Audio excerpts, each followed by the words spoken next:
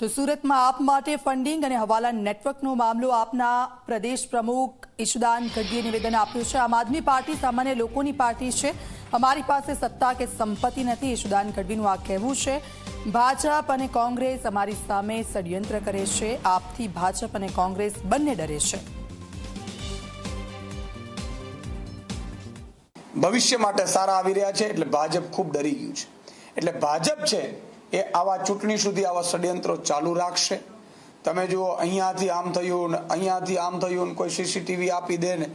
હું કહેવા માંગુ છું ભાજપને કે આટલા બધાએ તમે પ્રયાસો આમ આદમી પાર્ટીને કચડવા માટે કરો છો, આમ જનતાને કચડવા માટે કરો છો, એટલી જ જો કામગીરી તમે પ્રજાની સેવા કરી હોત, લોકોના કામો કર્યા હોત તો આ દિવસો તમારે જોવા ન પડત।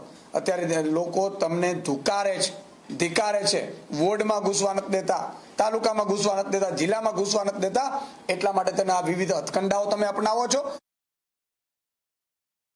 અમારી પાસે કશું જ નથી અત્યારે, નાણાં વગર અમે પ્રજા જે હિતથી, અને પ્રજા અમારી પાસે કશું માંગતી નથી, એટલું જ કહે છે કે તમે આવો, મજબૂતાઈથી ઉભા રહો, અમે તમને મત આપવા તૈયાર છીએ।